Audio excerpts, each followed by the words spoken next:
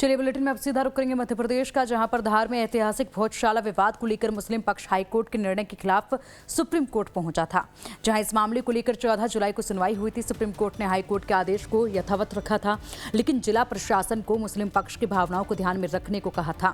Court ने अंतिम फैसला आने तक भोजशाला परिसर से सटे हुए किसी भी खुले मैदान में हुए जुम्मे पर नमाज कराने की व्यवस्था करने के निर्देश दिए थे, जिसके बाद करीब 3 दिन बाद भोजशाला मामले में सुप्रीम कोर्ट के आदेश के बाद प्रशासन ने कहा है कि आदेश की समीक्षा की जाएगी।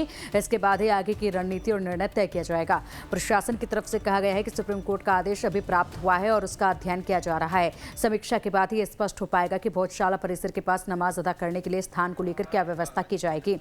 अधिकारियों ने कहा है कि फिलहाल इस मामले में कोई अंतिम निर्णय नहीं लिया गया है।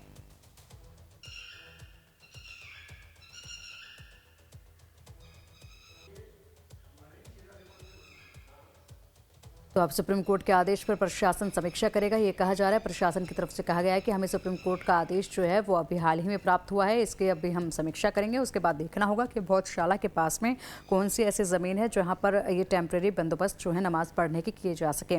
भोजशाला परिसर में नमाज की इजाज़त नहीं थी। जब इस पर फैसला आया था तो नमाज की इजाज़त नहीं दी गई थी और भोजशाला परिसर के पास हर शुक्रवार को नमाज कराने के लिए यहाँ पर कोर्ट की तरफ से कहा गया था कि जुम्मे की नमाज के लिए व्यवस्था भोजशाला परिसर के पास किसी भी ज़मीन पर किया जाए। लेकिन अब इसको लेकर यहाँ पर प्रशासन की तरफ से कहा जा रहा है कि हमने सुप्रीम कोर्ट का आदेश देख लिया, लेकिन फिलहाल इसकी हम समीक्षा करेंगे। इसके बाद जगह तलाशी जाएगी किस जगह पर ये जो जुम्मे की नमाज है वो अदा कराई जा सकती है।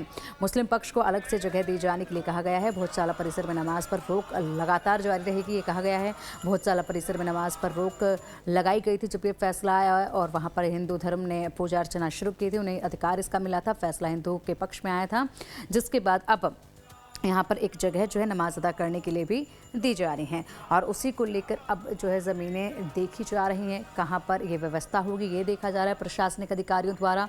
और जब ये तमाम ज़मीन देखने का काम, समीक्षा करने का काम पूरा हो जाएगा तो उसके बाद यहाँ पर ज़मीन दे दी जाएगी नमाज अदा करने के लिए और कोर्ट को भी इससे संबंधित जानकारी जो है वो प्राप्त कराई जाएगी।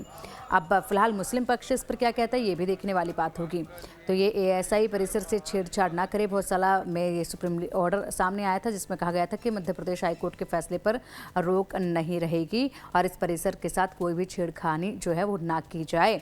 तो ये सुप्रीम ऑर्डर जो है वो सुप्रीम कोर्ट की तरफ से दिए गए थे भोजशाला को लेकर।